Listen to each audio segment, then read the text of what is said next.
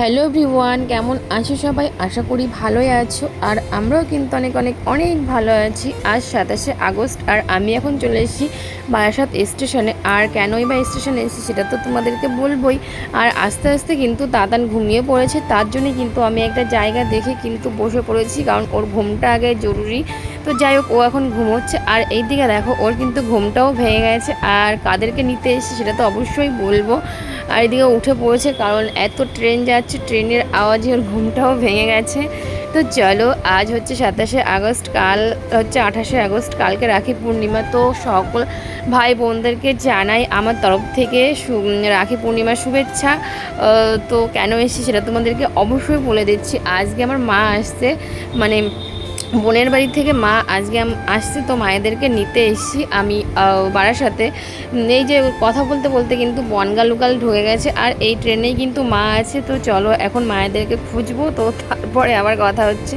আর প্রথমে না মায়েদেরকে খুঁজেই পাচ্ছিলাম না, কারণ মায়েরা মহিলা কামরাতে উঠেছিল আর আমি মহিলা কামরার ওই পেছনের দিকটা চলে গিয়েছিলাম, কিন্তু মায়েরা উঠেছে সামনের দিকে। আর ফাইনালি কিন্তু মায়েদেরকে খুঁজে পেয়েছি। আর এইদিকে তো ট্রেন টাইম হয়ে আসছে, কারণ একটাই হচ্ছে হাসনাবাদ লোকাল। তো মায়েদেরকে বলছিলাম তাড়াহুড়ো করে চলো ওপাশে।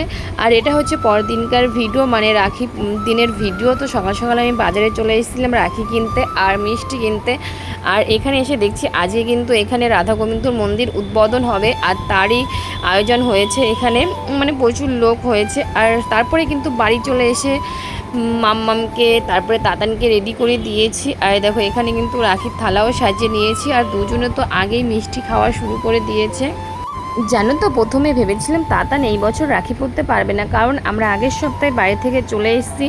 আর আবার এত তাড়াতাড়ি অত দূরে যাওয়া আমাদের কাছে পসিবল না। তারপর মা ফোন করে বলল যে মা আসবে হঠাৎ করেই, কারণ মায়ের আসার কথা ছিল জন্মাষ্টমীতে। তারপরে মাকে আমি বললাম তাহলে তুমি কালকেই চলেছো, যেহেতু কালকে রাখি আছে, ও দিদির হাত থেকে রাখি পরতে পারবে। কারণ ও এই নিয়ে কিন্তু 3 বছর পর পর রাখি পরেছে, কারণ ওর ফার্স্ট রাখি পরেছিল ওর 6 মাস বয়সে। সেই ফটোটাও আমার কাছে আছে, বেশ ভালো লাগছিল। ও শুয়েছিল আর দিদি পাশে বসেছিল, মানে দিদি অনেকটাও ছোট ছিল আর ও তো একদমই ছোট ছিল।